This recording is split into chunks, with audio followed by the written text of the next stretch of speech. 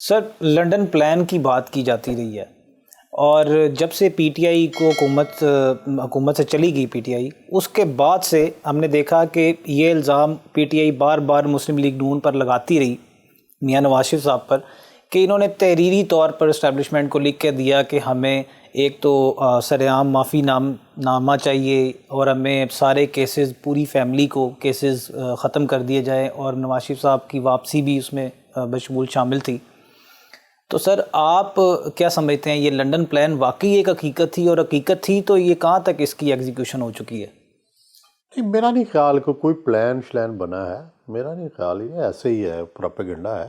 لیکن یہ درست ہے کہ کوئی نہ کوئی معاملات تو ظاہر ہے طے ہوئے ہیں، اور وہ طے اس لیے ہو گئے کہ جب عمران خان سے لڑائی ہو گئی اسٹیبلشمنٹ کی، اور جنرل باجوہ کے زمانے میں ہو گئی، تو ظاہر ہے ہمارے ہاں اسٹیبلشمنٹ کا بھی یہ طریقہ ہے اور سیاسی پارٹیوں کا بھی یہ طریقہ ہے۔ اس کو ہم لاکھ برا کہیں، لیکن حقیقت یہ ہے کہ بھئی جب ایک پارٹی سے ناراض ہوتے ہیں تو اس کے مخالف سے اسٹیبلشمنٹ کی بن جاتی ہے۔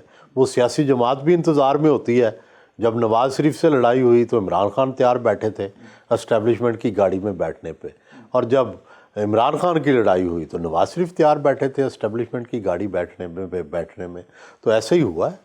تو دونوں فریق جب راضی تو کیا کرے گا قاضی؟ لیکن سر آپ یہ بات وثوق کے ساتھ کہہ سکتے ہیں کہ یہ کوئی ڈیل نہیں ہوئی؟ نہیں، یہ ڈیل تو پھر آٹومیٹک ہو جاتی ہے نا۔ میری اور آپ کی جو لڑائی ہو گئی، اور یہ جو ہمارے سامنے کیمرہ مین ہے، تو ان کو کرسیاں خالی نظر آ رہی ہیں، تو انہوں نے کرسیوں پہ تو بیٹھنا ہی بیٹھنا ہے، یہ آٹومیٹک ڈیل ہے۔ بالکل سر۔ سر نیشنل سیکیورٹی کے نام پر ملک کی اندرونی اور بیرونی سیکیورٹی ویسے ہی مقتدرہ کے پاس رہی ہے، فارن پالیسی پر ویسے ہی انہوں نے آج تک کسی کی مداخلت پسند نہیں کی، اور جس نے کی ہے وہ اس کا انجام آپ بخوبی جانتے ہیں۔ سر اس کے بعد 9 مئی کے واقعے کے بعد دیکھا یہ جا سکتا ہے، تاثر بھی یہی ہے کہ law and order and governance بھی اب وہی سنبھال رہے ہیں، ایس آئی ایف سی بن چکی ہے سر، اس کے بعد اکانومی بھی وہی سنبھال رہے ہیں۔ تو سر پھر الیکشن کروا کے ایک ڈیموکریٹک گورنمنٹ کی کیا ضرورت ہے؟ دیکھیں، میں تو بہت عرصے سے، جب سے صحافت میں آیا ہوں، فوج کی سیاسی مداخلت کے سخت خلاف ہوں، اور میں سمجھتا ہوں کہ یہ ان کی ڈومین نہیں ہے۔ ان کی ڈومین ڈیفنس ہے، ان کی ڈومین جو ہے وہ ملک کی جو جغرافیائی سرحدیں ہیں ان کی حفاظت کرنا ہے، اور یہ کام جو ہے یہ بہرحال سویلین گورنمنٹس کو کرنے چاہیے۔ لیکن دوسری طرف یہ تو میری ایک آئیڈیلزم ہے۔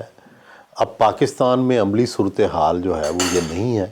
پاکستان کے اندر ہمارے ہاں ایک تو جو سویلینز ہیں ان کی کیپیسٹی بھی کم ہوئی ہے وقت کے ساتھ ساتھ، کہ کس طرح سے ریاست کو سنبھالنا ہے، اور دوسری طرف جو اسٹیبلشمنٹ ہے اس نے اپنی کیپیسٹی کو بڑھایا ہے، اپنی چیزوں پر زیادہ کنٹرول کیا ہے۔ اور بدقسمتی یہ ہوتی ہے کہ جب پاکستان جیسے ملک سیکیورٹی سٹیٹ بن جاتے ہیں، یہ فلاحی ریاست نہیں رہتے، تو یہاں پھر جو سیکیورٹی سٹیٹ کے اندر جو سیکیورٹی اپریٹس ہوتا ہے وہ آہستہ آہستہ ہر چیز کو اپنے کنٹرول میں لے آتا ہے۔ ہمارے ساتھ بھی یہی ہو رہا ہے، لیکن اس کو کہیں نہ کہیں روکنے کی ضرورت ہے، اور اس کے لیے ایک ضرورت یہ ہو سکتی تھی کہ ڈیموکریٹک فورسز اکٹھی ہو جائیں، لیکن یہ تو آپس میں لڑتی ہیں۔ یہ ڈیموکریٹک فورسز کی جو لڑائی ہے، اس سے جو اسٹیبلشمنٹ ہے اس کو اور سپیس ملتی ہے، اور یہی ہوا ہے کہ عمران خان نے پہلے جو سپیس حاصل تھی وہ بھی کھو دی، اور اس کے بعد جو شہباز شریف صاحب آئے تو اور کھو دی۔ اب پتہ نہیں کتنی سپیس ہوگی نہیں ہوگی، یہ تو آنے والے دنوں میں پتہ چلے گا۔ بٹ دس از ناٹ، دیکھو یہ ایک انصاف نہیں ہے۔ اس کا مطلب یہ ہے کہ اگر پاکستان میں آپ منتخب نمائندوں کو سپیس نہیں دیں گے، یا منتخب وزیر اعظم کو سپیس نہیں دیں گے، تو اس طرح جو ریاست ہے وہ یکرخی ہو جائے گی۔ جس طرح سے اس کے اندر ایک توازن ہونا چاہیے، جو سویلینز ہیں، جو عوام ہیں، ان کی بھی پارٹیسپیشن ہونی چاہیے۔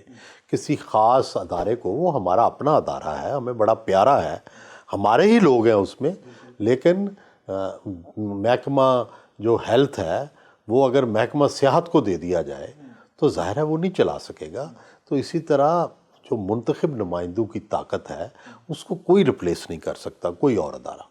تو سر آپ اس بات پر قائل ہیں کہ ایسی پالیسیز کی وجہ سے اور یہ جو تجربات کی سیاست ہے جو ہم دیکھتے ہیں کہ ہر بار ایک رول ماڈل ہمیں بنا کر ایک شخصیت کو دکھایا جاتا ہے، چاہے وہ ڈیموکریٹک ہو یا نان ڈیموکریٹک ہو، اور ہمیں یہ بتایا جاتا ہے کہ اس کے آنے کے بعد تمام پاکستان کے مسائل حل ہو جائیں گے.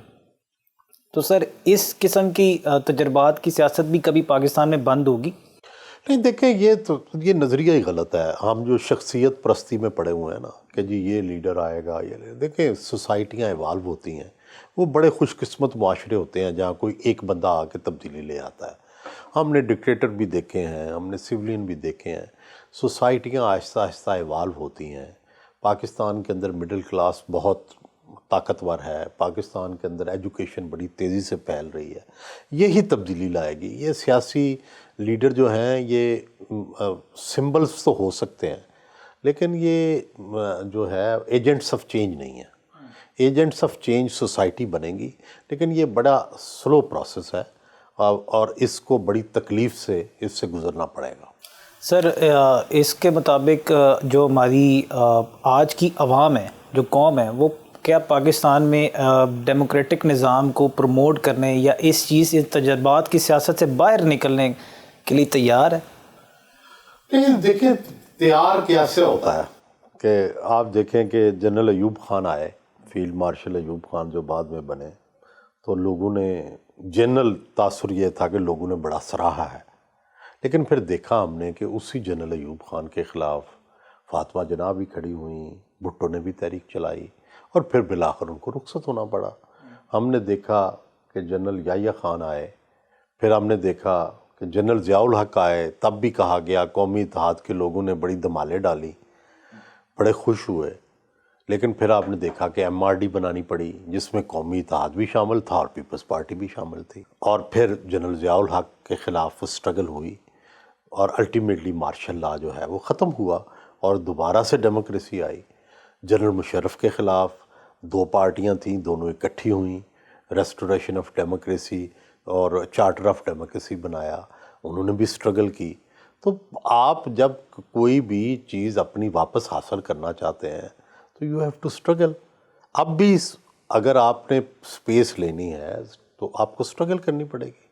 تو سر سیاسی جماعتیں اس بات کے لیے ابھی تک تو تیار نظر نہیں آتی کہ وہ کوئی ایسی سٹرگل کریں کہ وہ آمروں کا راستہ روکیں یا پھر عوام کو ڈیموکریٹک سسٹم کی طرف مائل کریں یا پاکستان کے اصل مسائل کی طرف آئیں. یہاں تو صرف پاور پالیٹکس نظر آتی ہے. دیکھیں گزارش یہ ہے کہ الٹیمیٹلی تو یہ ہوگا. کسی ملک میں دیر لگ جاتی ہے، کسی ملک میں جلدی ہو جاتا ہے. ہمارے ہاں بدقسمتی سے دیر لگ رہی ہے اور بڑا صبر آزما مراحل ہیں، لیکن ہمیں یہ فیتھ اپنا نہیں چھوڑنا چاہیے. 76 سال بعد بھی سر جی کہ پاکستان کا آئین ہی ان مسائل کا حل ہے، جمہوریت ان مسائل کا حل ہے اور ہمیں اپنے اس گول تک پہنچنا ہے. رکاوٹیں آئیں گی، شاید اور بھی رکاوٹیں آئیں، لیکن کیا یہ طے نہیں ہے کہ جو قائد اعظم محمد علی جناح، جو علامہ اقبال نے، جو بھٹو نے، جو پاکستان کے ڈیموکریٹک لیڈرز نے خواب دیکھا ہے، کیا وہ غلط ہے؟ اگر وہ صحیح ہے خواب تو پھر اس کی تکمیل تک پہنچانے کے لیے سٹرگل کرنی چاہیے. سر مولانا فضل الرحمان نے سینٹ میں الیکشن ملتوی کرنے کی قرارداد کی حمایت کر دی ہے، اور آپ کو ایسا لگتا ہے کہ مولانا کو اپنا صدارت کا خواب پورا ہوتا ہوا نظر نہیں آتا؟ نہیں دیکھیں، ہر بندے کے اپنے مسائل ہیں، ٹھیک ہے. ان کو مسئلہ یہ ہے کہ ان کے قافلوں پہ حملے ہوئے ہیں، ان کے موسم خراب ہے، پی ٹی آئی کا بھی وہاں پہ بڑا زور ہے کہ پی کے میں. تو یہ سارے مسائل ظاہر ہے ان کو مشکل نظر آ رہی ہے، تو اس لیے وہ ڈیمانڈ کر رہے ہیں. لیکن سوال یہ ہے کہ ملک کی بڑی سیاسی پارٹیاں ان کی حمایت نہیں کر رہی، نہ نون کر رہی ہے، نہ پیپلز پارٹی کر رہی ہے، نہ عدلیہ کر رہی ہے، نہ ہی میرا خیال ہے اسٹیبلشمنٹ کر رہی ہے. تو جب یہ سب نہیں کر رہے تو اس کا مطلب ہے الیکشن تو ہو رہے ہیں. تو سر اگر اسٹیبلشمنٹ اس کی حمایت نہیں کر رہی تو پھر یہ ریزولوشن سینٹ میں کیسے پاس ہو جاتا ہے؟ 14 سینیٹرز نے، یہ آپ نے رائے کا پہاڑ بنا دیا ہے. 14 سینیٹرز نے اپنی ایک رائے کا اظہار کیا ہے، کوئی بات نہیں. اچانک سے سر اس کا پاس ہو جانا کوئی ایسی بات نہیں ہے. ہمارے یہاں کنسپریسی تھیوریاں بڑی چل پڑتی ہیں، چھوٹی سی بات کو ایسے ہی بنا دیتے ہیں. یہاں تو ایکسیڈنٹ ہو جائے تو اس کے اندر کنسپریسی ڈھونڈ لیتے ہیں کہ یہ دراصل ایک میزائل ہے جو امریکہ کے الباما شہر سے چلا تھا، تو اس کی ایک پن ملی ہے جس پہ الباما لکھا ہوا ہے۔ تو یہ براہ کرم ایویڈنس کے ساتھ، کوئی یا تو کسی نے دیکھا ہے سینیٹر دلاور کو کسی بریگیڈیئر کا فون سنا ہے کسی نے، پھر تو بتائے، ٹھیک ہے؟ ویسے ہی خام خانہ بنا لینا چاہیے۔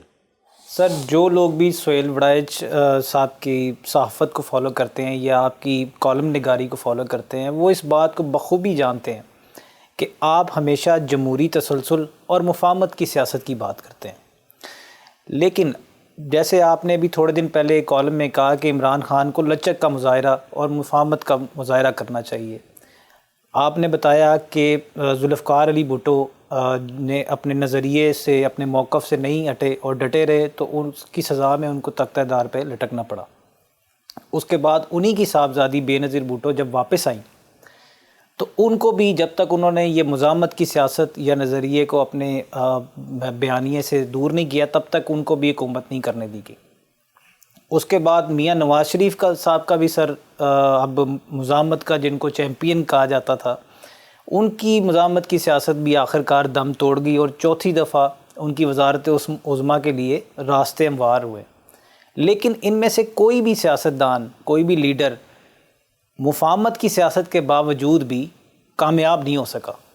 تو سر، آپ اس بات میں کیا کہیں گے؟ آپ کے نقطہ نظر میں کیا صرف سیاستدان کو ہی لچک دکھانی چاہیے اور مفاہمت کرنی چاہیے، یا اس قوم کے مستقبل اور بہتری کے لیے، خوشحالی کے لیے مقتدرہ کو بھی یہ بات کبھی سوچنی پڑے گی کہ ہم لچک اور مفاہمت کی طرف آئیں، یا پھر ہم اس بات کو تسلیم کر لیں کہ جی اس ملک میں جس کے پاس طاقت ہے یا جو مسلح ہے وہی ریاست ہے؟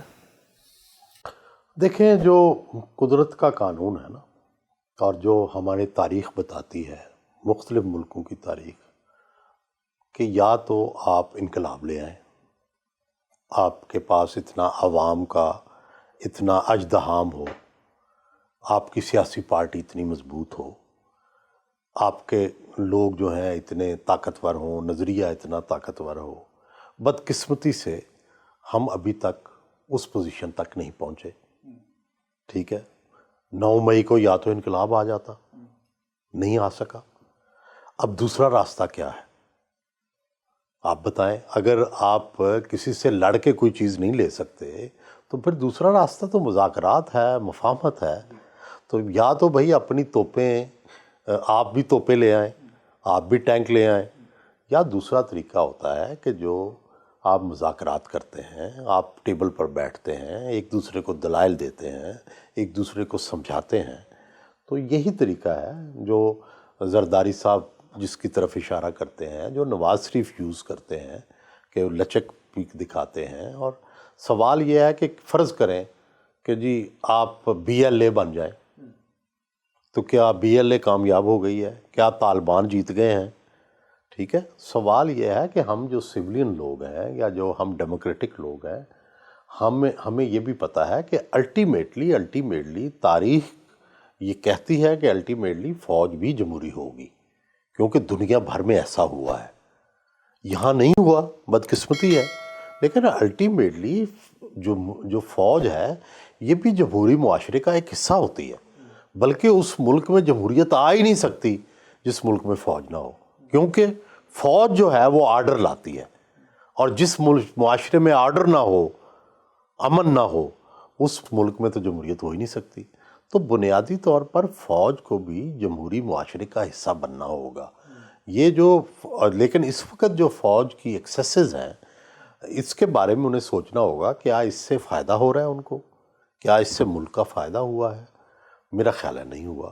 تو اس کو اپنا وہ رول ادا کرنا چاہیے جس سے ملک کا فائدہ ہو۔